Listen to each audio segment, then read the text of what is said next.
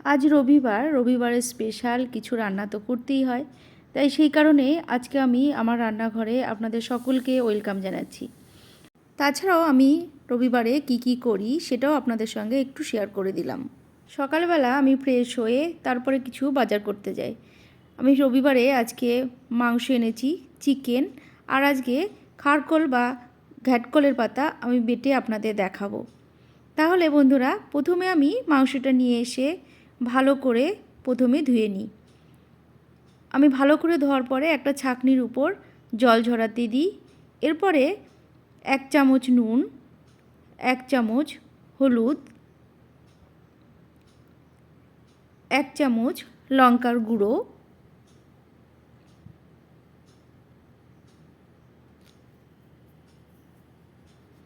एबार अल्प तेल दिए भालो करे माखिए राखबो।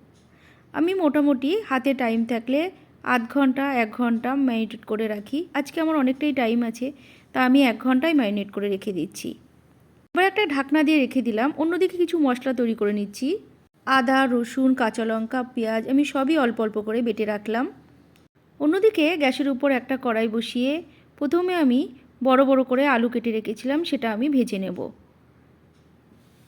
अल्प नुन और अल्प हलुद दिए आमी एखाने आलूटा लालचे करे प्रथमे भेजे नेब। एकटू टाइम निये भाजबो ताहले कालारटाओ भालो आसबे, एदिके सेद्धो हये जाबे। आलू भाजा हये गेछे आमी तुले निচ্ছি। एबार ओई तेलेर मध्येई आमी फोड़न दिये दिচ্ছি। दुटो तेजपाता, एक चामच गोटा जिरे, 20-30 सेकेंड वेट करार परे एकटा सुंदर जखन गन्ध आसबे तखन दिये देब कोचानो पेঁয়াজ। कोचानो पेঁয়াজ दिए आमी अल्प नुन दिए देब। एबार आमी भाजबो। पेঁয়াজটা आमी किन्तु लालचे करेई भाजबो। लालचे हये गेले तखन दिए देब बेटे राखा पेঁয়াজ। आमी अल्प पेঁয়াজ बेटे रेखेছিলাম सेटा दिए देब। एटाও आमी मोटामुटी 2 থেকে 3 मिनट धरे पेঁয়াজটাকে एकटू भाजबो। पेঁয়াজটা भाजा हये गेले दिए देब हाफ चामच हलुद। एबार नेड़े चेड़े दिए देब रसुन बाटा। आमार मांस जेहेतु 1 केजी 300 सेई कारणে रसुनटा एकटू बेशी दिएছি एखाने आमी। रसुन दिए आमी मोटामुटी ग्यासेर आँचटा माझारि टू लो करे 2 থেকে 3 मिनट कषार परे दिए देब आदा और काँचा लंका बाटा। एबार दिए दिलाम काश्मीरी लंकार गुड़ो 1 चामच, 1 चामच जिरे गुड़ो। आबारो आमी मशलाटा भालो करे कषছি 2 मिनट धरे। এই সময় গ্যাসের আঁচটাকে একদমই কমিয়ে রাখলাম। এবার বাড়িয়ে দিলাম। মশলা কষানো হয়ে গেলে এবার দিয়ে দিলাম মাংসগুলো। এবার ভালো করে মশলার সঙ্গে মিশিয়ে দিতে হবে। মশলা আপনি মাংসের সময় যত ভালো কষবেন তত কিন্তু রান্নার টেস্টটা বেড়ে যাবে। এবার একটা ঢাকনা দিয়ে ঢেকে দেব মাঝারি আঁচ করে। এবার ঢাকনা খুলে দেখছি একটু জল বেরিয়েছে। আবার একটু নাড়াচাড়া দিয়ে দিলাম। নেড়েচেড়ে এবার গ্যাসের আঁচটা কিন্তু বাড়িয়ে দেব ঝোলটা কমানোর জন্য। ঝোলটা কমে আসলে তখনই কিন্তু আলুটা দেব।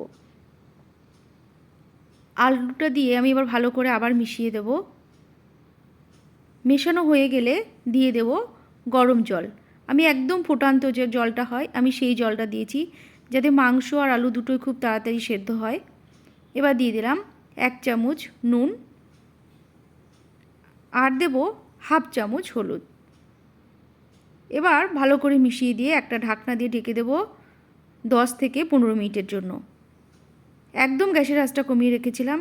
এবার মাংস আলু দেখব সেদ্ধ হয়েছে কিনা। দুটোই সেদ্ধ হয়ে গেছে। এবার আমি দিয়ে দেব ছোট 1 চা চামচের 1 চামচ গরম মশলার গুঁড়ো। নেড়ে চেড়ে নামিয়ে দেব। আমি এখানে পাতলা ঝোল করতে চেয়েছিলাম সেজন্য আমি একটু ঝোলটা রেখে দিলাম। রেডি হয়ে গেছে আমার মাংস। আবার আমি রান্না করছি খারকোল বা ঘ্যাটকোল, আপনারা যে কোনো একটা বলতেই পারেন। আমরা একে ঘ্যাটকোল বলি। এবার আমি এখানে বাজার থেকে কিন্তু খুবই টাটকা একটা ঘ্যাটকোলের পাতা নিয়ে এসেছি।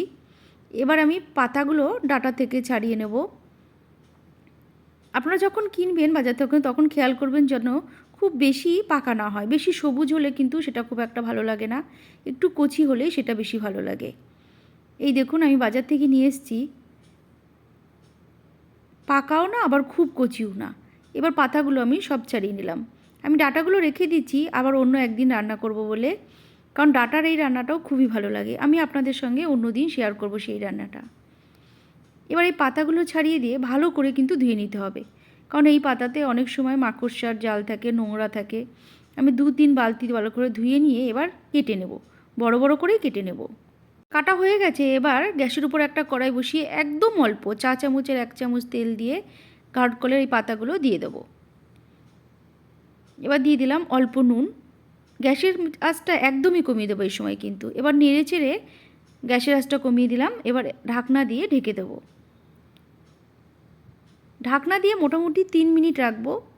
3 মিনিট পরে দেখব জলটা শুকিয়ে গেছে নাকি। জলটা শুকিয়ে গেছে, এবার আমি নামিয়ে দিচ্ছি।